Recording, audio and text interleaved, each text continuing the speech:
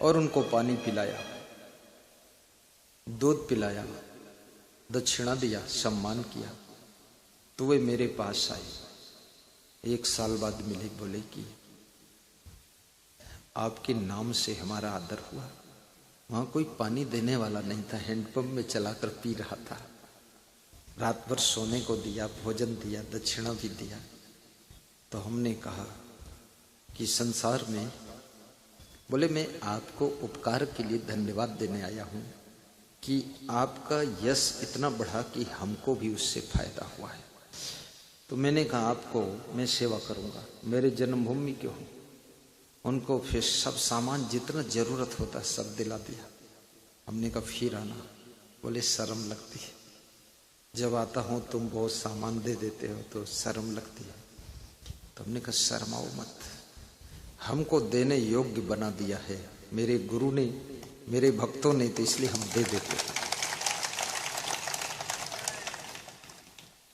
याद रखना, जीवन में जो व्यक्ति उपकार को नहीं भूलता है उसके पांव कभी पीछे नहीं हटते हैं, हमेशा पांव आगे ही बढ़ते रहते हैं।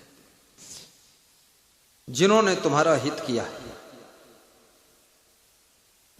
कुछ ना कर सको लेकिन उनको कम से कम टेंशन ना दो, चिंता ना दो, उनको दुखी ना करो और उनको प्रसन्न करो, खुश करो। कभी कभी उनको हंसाया भी करो। कल मैं राजन महाराज के कार्यक्रम में गया, उनका जो प्रोग्राम करा रहे हैं सुल्तानिया परिवार दिल्ली से, तो वे मेरा भी प्रवचन सुनते हैं। तो हमारे संत जी से मिल गए, तो मेरे को मिलने आए, आमंत्रित किया। तो मैंने कहा मैं आ जाऊंगा, कल खाली भी हूं। तो वे जब मिले मुझको, बोले सुना था, टीवी में देखा, यूट्यूब में सुना, आज मिलने आया। गुरुजी बहुत दुखी हूं, मेरा भाई मर गया।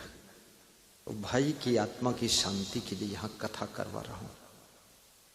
तो मैंने थोड़ी देर तो उनकी बातें सुना, फिर अपनी बात की।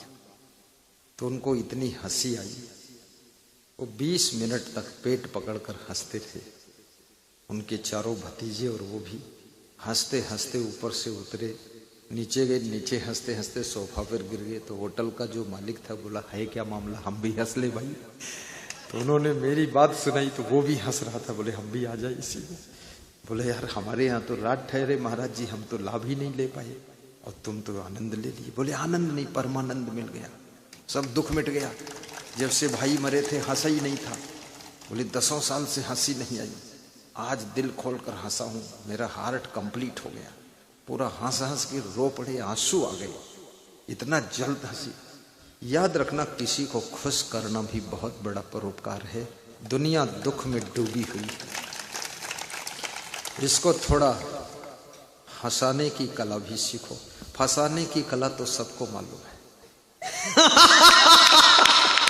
सब एक दूसरे को कहीं न कहीं फंसा देते हैं लफड़म। कोई मुकदमा में फंसा देता है, कोई पुलिस में फंसा देता है, सब जंजाल फंसा देते लोग हैं।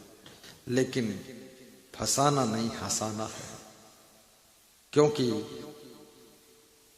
मनुष्य का मन ऐसे ही पर्याप्त दुख की व्यथाओं से घायल है। ये तो अपने अपने दुख किसको लोग सुनाए, कौन सुनने वाला है। सबके पास में दुखों का स्टॉक है। उनकी कहानी सुनो, कहानी सुनाते सुनाते रो पड़ेंगे। मैं बिहार में गया, गया जी में सत्संग था वजीरगंज में, वो संजय साहब करा रहे थे। ये संजय साहब, ये शिक्षक है, बहुत बड़े, बहुत महान व्यक्ति, ये करा रहे थे। तो एक भक्त के साथ में सड़क पर पदयात्रा कर रहा था, तो उसकी कहानी थोड़ा सुनने लगा। वो भी शिक्षक है, वो स्कूल का मालिक भी है और शिक्षक भी है। तो उसकी कहानी जब सुनना शुरू किया, अरे वो इतना रोने लगे, इतना रोने लगे, इतना रोने लगे। अपनी कहानी सुनाकर कहानी अधूरी रह गई और रोना बहुत हो गया। तो हमने कहा रहने दो रिंकू राय, यहाँ भी आए, ये रिंकू राय खड़े हो, बहुत रोए, बहुत बचपन के दुख सब याद आ गए। ये खड़े हैं रिंकू राय। बहुत दर्द भरी जिंदगी। याद रखना, हर व्यक्ति अपने अपने घावों को छुपा कर बैठा रहता है। कोई उसकी पीड़ा को सुनने वाला नहीं। कौन सुने? क्योंकि हर व्यक्ति अपनी अपनी पीड़ा से ही वजन में दबा हुआ है। लेकिन सारे दुख दर्द के बीच में तुम एक ऐसे ट्रीटमेंट बन जाओ कि लोगों की पीड़ा को भुला दो और उनको खुशियां दे करके जाओ। थोड़ा उनके जीवन में ठहाका लग जाए, मस्ती आ जाए और वे मुस्कुरा कर जीना सीख लें। जिंदगी में दुख तो है और दुख थे और दुख रहेंगे, ये भी पक्का मान लो। लेकिन दुखों में जिसको मुस्कुराना आ गया, सच पूछो इस दुनिया में उसको जीना आ गया। बोलो सतगुरु भगवान की जय। जब मनुष्य की मृत्यु हो जाती है, लाश पड़ी है, लाश को कोई दुख नहीं, क्योंकि आत्मा जा चुका है, जीव पंछी जा चुका है, मुर्दा पड़ा हुआ है। कफन में लपेटो, आग में जलाओ, मिट्टी में दबाओ, जल में प्रवाहित करो, गया जी में पिंडदान करो, हरिद्वार में अस्थि विसर्जन करो, प्रयागराज में अस्थियां विसर्जित करो, द्वारिका में आकर कुछ करो, करो या ना करो, लेकिन उस मुर्दे से तुमसे कुछ लेना देना नहीं है। लेकिन तुम करोगे तो तुम्हारा कर्तव्य तुम पूरा कर लोगे। और जो व्यक्ति अपने कर्तव्य को पूरा कर लेता है, वही व्यक्ति इस दुनिया में यश और कीर्ति की सुगंध छोड़कर जाता है। अपने परिजनों की, कुटुंबीजनों की अंत्येष्टि भी ठीक ठाक करना चाहिए। अंतिम संस्कार भी उनका अच्छे से करना चाहिए। कुछ लोग कहते हैं अरे इसका कोई अब जरूरत नहीं, इतना ज्यादा ज्ञानी मत बनो, ये सब जरूरत है। करिए, अंतिम संस्कार भी अच्छा करिए और साथ साथ में उनके नाम से भंडारा भी कीजिए।